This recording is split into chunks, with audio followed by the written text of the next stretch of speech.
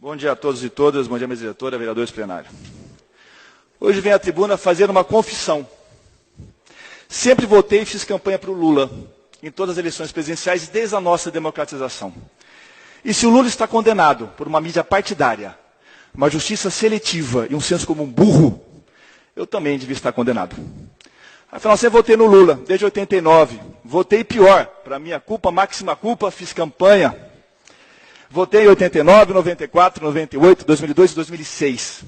Sempre acreditei, briguei e defendi Luiz Inácio Lula da Silva. Hoje, primeiro presidente preso da história da nossa República. E quais são os seus pecados para tamanha pena? O triplex do Guarujá, o pedalinho? Isso é uma bobagem. Bobagem porque até hoje não se apresentou nenhuma prova, a não ser a convicção doentia de juízos fundamentalistas ao arrepio da lei. A verdade é que seu grande pecado foi ousar provar que o presidente operário, nordestino, sem um dedo e que fala a língua do povo, poderia ser o maior presidente que esse país já teve. E não estamos falando de qualquer país, estamos falando de um país que abriga uma elite que tem um profundo ódio contra o pobre. Estamos falando de um país que foi o último país do mundo a abolir a escravidão. Estamos falando de um país que foi o último país da América Latina a ter universidade para o seu povo.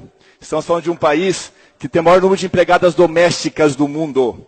Estamos falando de um país onde a nossa classe média segue fielmente cumprindo o papel histórico do antigo capitão do mato. Mas hoje não contra os negros, mas contra os pobres. O grande pecado do Lula não foi a corrupção. Nunca foi. A nossa elite sempre lidou bem com a corrupção.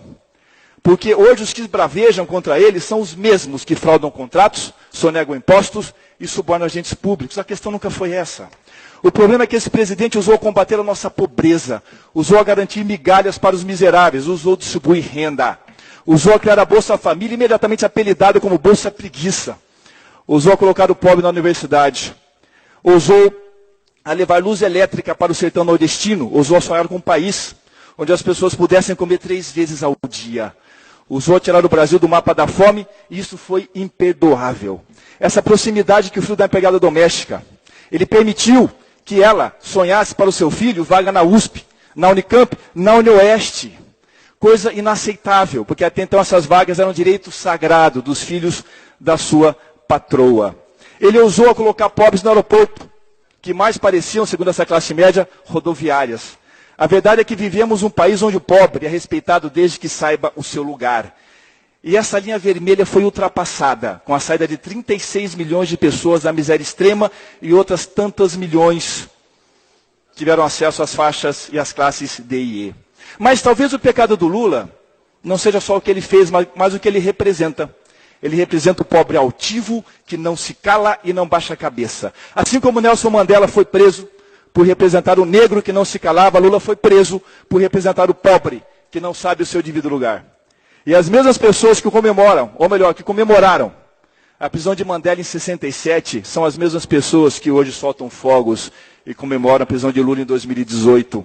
A mesma burrice e o mesmo discurso de ódio segue devidamente representado. Essa altivez encarnada por esse ex-operário que sonham governar para quem mais necessita de governo, jamais foi perdoada pela elite brasileira. Porque essa altivez simboliza toda a genialidade, toda a potencialidade, historicamente negada ao nosso povo pobre, e que ameaça espaços tidos como naturais e sagrados da nossa elite, da nossa triste classe média, que segue com seu papel de capitão do mato do atraso. Enfim, são esses pecados do Lula. O que ele fez e o que ele representa. E eu venho à tribuna confessar que, de certa forma, também são meus. Assim como milhões de brasileiros que sonham com uma nação onde o pobre seja arrancado da pobreza e possa comer 3 vezes ao dia, possa ter acesso à terra, ensino superior, bons empregos, bons salários e possa ter sua dignidade plena, respeitada. Por tudo isso, no dia de hoje, somos milhões de Lula. Se isso for um crime, vai faltar cadeia para todo mundo. Obrigado.